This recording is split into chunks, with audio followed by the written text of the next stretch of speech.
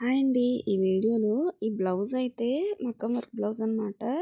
ఇక్కడ నెక్ కుట్టడం అస్సలు కుదరలేదు. అలానే బ్లౌజ్ కూడా మా చెల్లి వచ్చి రాని కుట్టింది. అస్సలు కుదరలేదు బ్లౌజ్ అయితే. ఇక్కడ ఫ్రంట్ పార్ట్ అయితే అతుకులు వేసేసి అస్సలు బాగోలేదన్నమాట. మొత్తం ఇక్కడ కటింగ్ చూస్తేనే మీకు అర్థమవుతుంది. నేను అందుకనే మొత్తం ఏ పార్ట్కి ఆ పార్ట్ ఓపెన్ చేసేసాను. నా దగ్గర ఉన్న క్లాత్ తోటి మళ్ళీ ఫ్రంట్ పార్ట్ కట్ చేసి స్టిచ్ చేస్తాను అనమాట. ఇక్కడ ఏంటంటే ఈ నెక్ వచ్చేసేసి కుడి చేతి బదులు ఎడం చేతి వైపు కుట్టారనమాట. మగ్గం వర్క్ చేసేవాళ్ళే.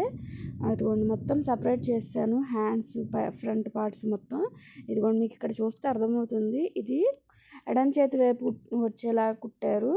దీన్ని కుడి చేతి వైపుకి వచ్చేలాగా నేను కుట్టాను అనమాట.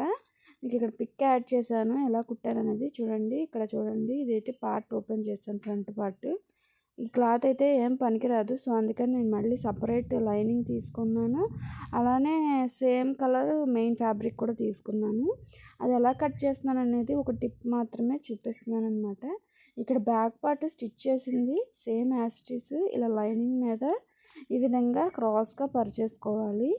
ఇది క్రాస్ కటింగే చేస్తున్నాను. ఇలా క్రాస్గా పరిచేసేసుకొని యాస్టీస్ చుట్టూతో గీసేసుకోవాలన్నమాట.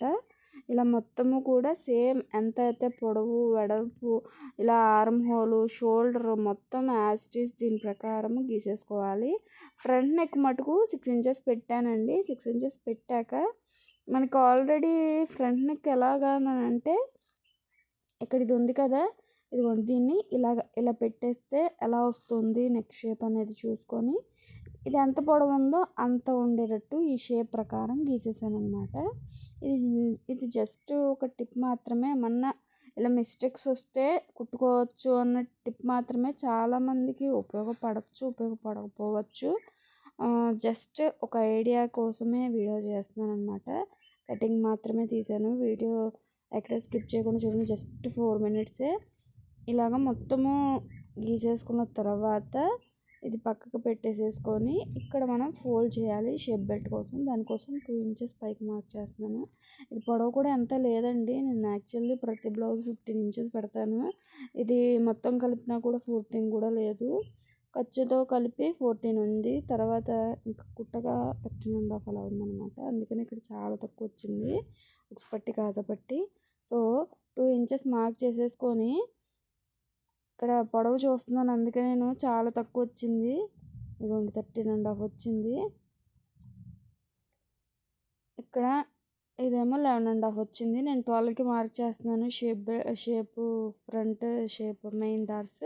ఇక్కడ 1 ఇంచ్ పైకి మార్క్ చేసేసుకొని ఇక్కడ నుంచి ఇక్కడికి 2.5 ఇంచెస్, మళ్ళీ అక్కడి నుంచి అక్కడికి 2.5 ఇంచెస్ యాజ్ చేసి ఈ విధంగా మార్క్ చేసేసుకొని ఇప్పుడు ఇటు నుంచి అటువైపుకి ఒక 1/2 ఇంచ్ పైకి ఉండేలాగా, ఇటు నుంచి ఇటువైపు 1 ఇంచ్ పైకి ఉండేలాగా మార్క్ చేసేసి ఇక్కడ ఆర్మ్ హోల్ లోతు ఒక 1/2 ఇంచ్ ఉండేలాగా మార్క్ చేసేసి కట్ చేసేస్తున్నాను. అంతేనండి ఫ్రంట్ పార్ట్. ఇప్పుడు దీని ప్రకారం మెయిన్ ఫ్యాబ్రిక్ కూడా కట్ చేసేసి నార్మల్ బ్లౌజ్ మనం ఎలా స్టిచ్ చేస్తామో అలాగా కుట్టేసాను అనమాట.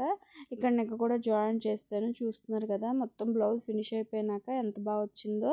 అస్సలు పక్కన పడేసే బ్లౌజ్ని మా చెల్లి అక్క నువ్వే ఏదైనా రిపేర్ చేయక్క, మగ్గం వర్క్ అయితే బాగానే చేశారు కానీ ఫ్రంట్ నెక్ వల్ల తప్పు చేశారు అని అంటే ఇంక నేను దాన్ని ఇలా రిపేర్ చేసి ఇలా సెట్ చేశాను అనమాట. బ్లౌజ్ కింద మొత్తం నడుం లూజ్ కూడా సరిపోయింది. నడుం లూజ్ కరెక్ట్గా ఉంటే బ్లౌజ్ ఫిట్టింగ్ బాగుంటుంది.